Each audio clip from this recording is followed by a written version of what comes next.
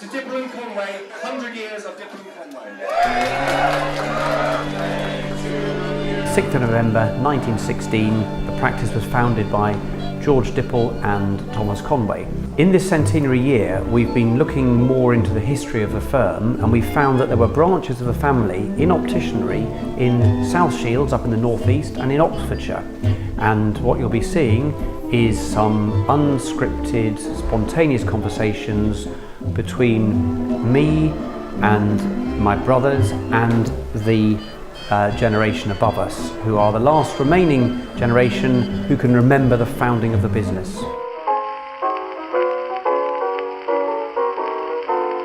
I've got the old soul, you know, feeling caught my sweetest gone. I mean, I've got it bad.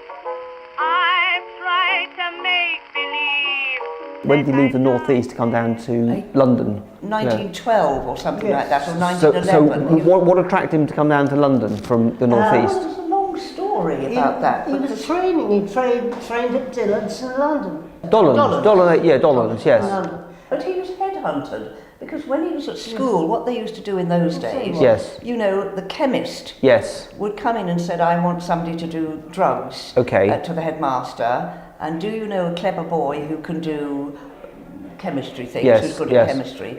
And he said, yes, Tommy Conway. And a commercial traveller used to go to this chemist Yes. up in the northeast and said, I'm looking for a lad Yes. to go into this thing called opticians. Yes. So my father thought, I mean, he must have been 19 by then. Yes. Yes. And he thought, right, I'll go to London, Right. because this commercial traveller said Dollans, Yes. that you mentioned, Yes. wanted to train, you know, people were beginning to realise that this might possibly develop. Into an industry. Not a single soul to cheer me, and I'm so forlorn. So my father rented a room, an attic, and he had no electric light, so he worked by candlelight. Right. Yes. So he studied all that time. Okay. And took his exams. Yes. And then Dipple Yes. thought, you know, this is a business. Yes. So again said to the commercial travellers, do you know of a clever lad? Yes.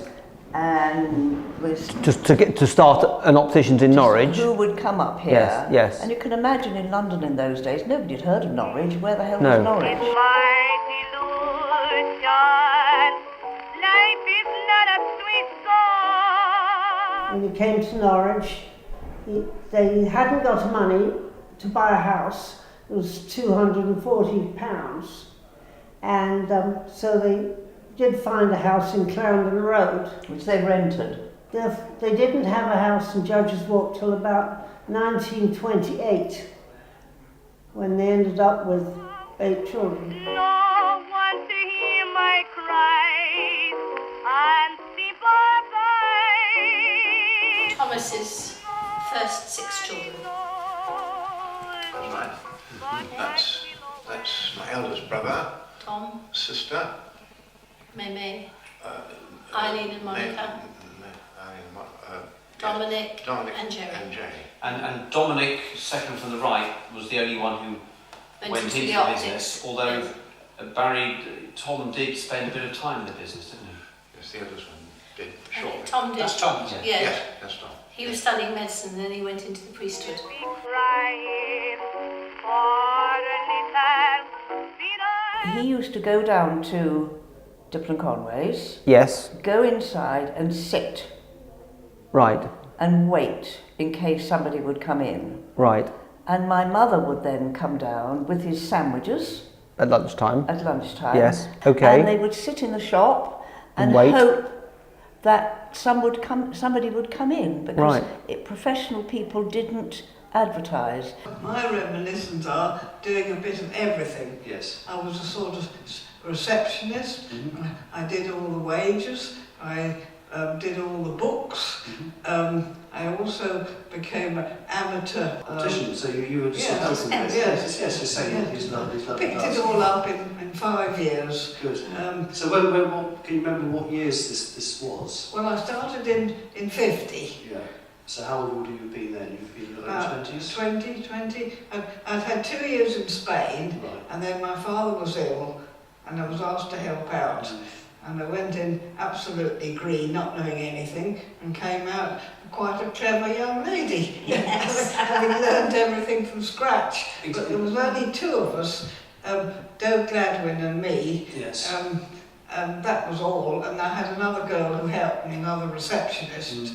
But what I remember mostly was with people's spectacles, they would come in and say, oh, my earpiece is hurting. Yes. And we'd take it in the back office, and there was a Bunsen burner there. Yes. And we used to bend the earpiece, you know, very amateurish. But everybody was very pleased. We smiled and said, oh, thank you very much, Miss Conway. And off they'd go again. And we took the money. I did all the banking of the money. Shut up at 5:30. And they had, upstairs they had 4 men. Well, one was a young boy, and who fitted the glass. Yes, we had a laboratory. That's right. Yes, same. Yes. These long times when I'm smiling. So he went to the Black and Tans, and how come he didn't get involved with the war? Well, he was in the RAMC, he had bad teeth, so went to the doctor. No, he was told that he had something wrong with his heart. So they said, no, we're not having anybody in the army. And my father apparently said, well, tell me, what's wrong with my heart? Yes. Oh, come back after the war, because they thought it was only going to be 6 months. Yes. Well, 4.5 years later or something, he went back and they found his record, Yes. which said he had something wrong with his heart, and they gave him another test, Yes. and they said, sorry, we made a mistake. So once he had a bad heart, you couldn't then be called back in? You couldn't be recalled when men started running out? Presumably not, Yes. I don't know. Nobody knows but my pillow and me. That's my dad, Albert. Albert, right. Yeah. Now that's a very rare Yes. indeed.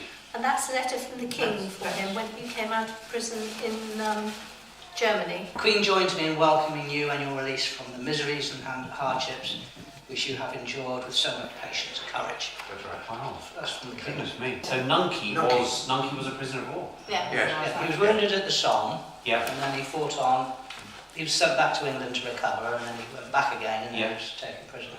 Of course, they'd been in the war for 4.5 years Yes, or whatever yes, it was, yeah. and they entered when they were 18, 19, Yes. 20. So when they came out, they had no qualifications. Right. And they didn't know what to do. They were 24. He went up to his parents when he first was released, and then he came down after a few years and lived with Uncle Thomas, who trained him, and he trained to be an optician. And my father taught them optics. Right. And I think after a year or so, they got lodgings. I don't know Yes, about that. yes. It's before my time, Yes. 1918. He stayed with my mother in Clarence Road, and he looked after them. and My trained dad them. lived with you for years. Yes. He lived with him for years. Yes.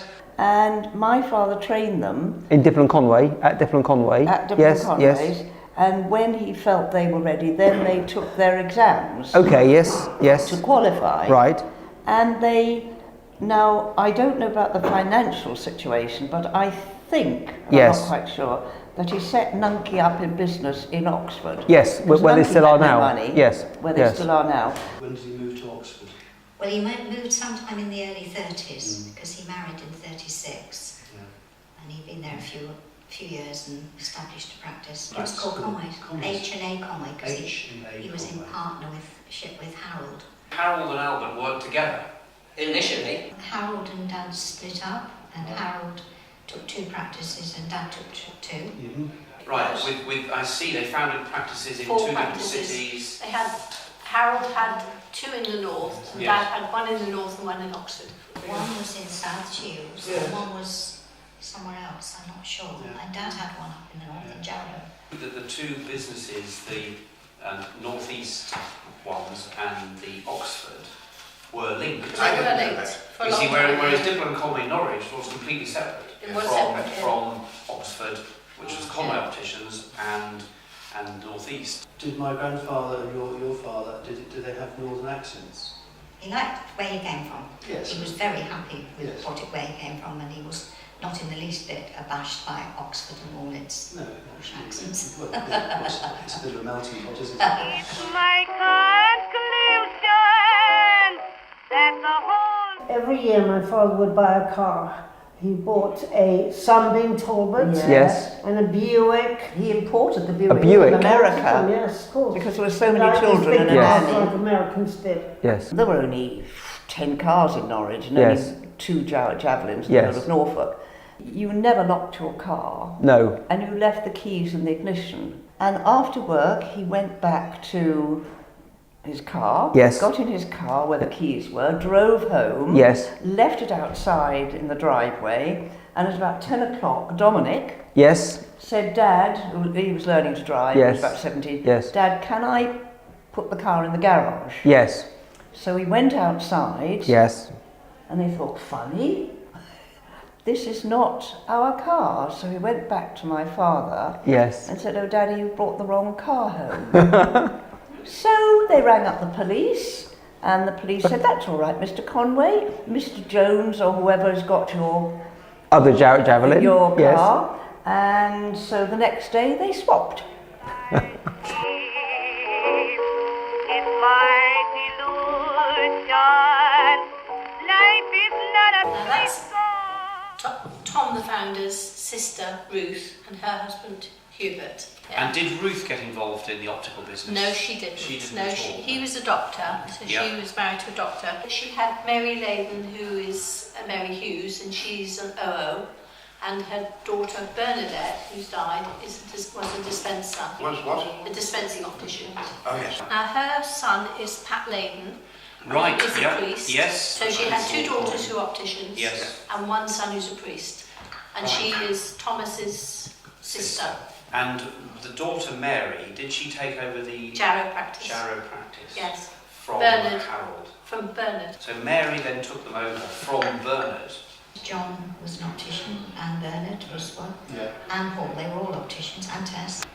So they opened 2 more in Oxford. They sold the one in the north Right. to Mary Hughes, who was Auntie Ruth's daughter. Mhm. She's an optician. Right. And then they opened one down in Oxford because it's nearer, it's easier to run. I imagine Conway's is still there up in Jarrow because Yes. Mary Hughes Kept her name. took it over Yes. 20 years, 30 years ago. She took it over. I don't know What she's done. Right. Some pennies passed hands, but Yeah, I don't yeah. think of our son. Okay. So she took it over because she was basically family. Yes. And I think it's still there, but I think she's retired now because... Well, she must be. Yeah. She must be. Yes, she must be Because retired. those Who's running it my now? age, if not even older.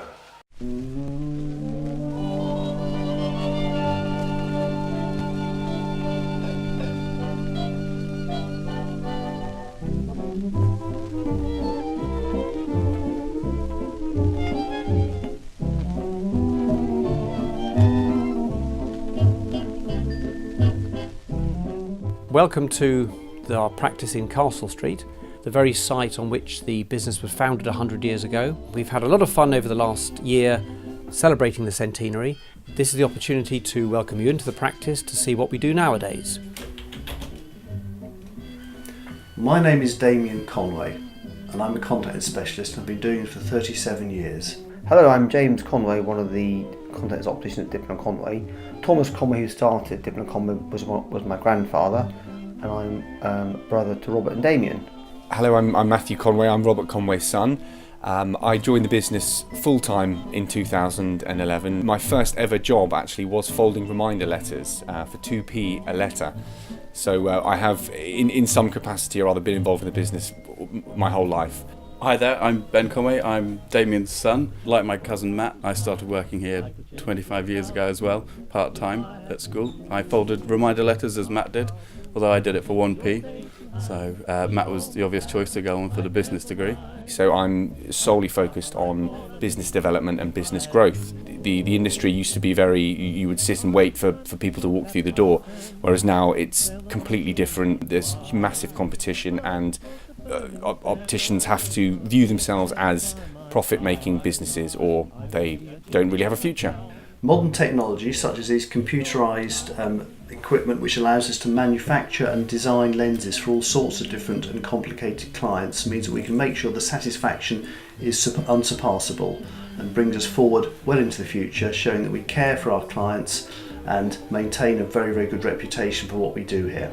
I'm a dispensing optician, and that involves helping people choose their glasses. I also go and buy lots of new styles and ranges, so I have to travel around the world and really keep an eye on the latest trends, because as an independent practice we can stock any ranges that we want. There's one recently that we found that are based in Italy. When we met them, we were the first stockers in the UK of this particular range, which is called Leo, and they're made just outside Venice, a very unique Italian company. Another one we do, which is called Schnuckel, which is a handmade German frame, which is made with interesting colours, and these are done particularly for Dipple and Conway. As we enter our second century, it's important for me to make sure that we stay abreast of current fashions and always remain sort of cutting edge, and I love my job. When a client comes to Dipple and Conway, they're often saying, "Wow, I like your range of frames, it's amazing, it's so individual," and they feel that we have a very idiosyncratic but also a varied and interesting range of glasses.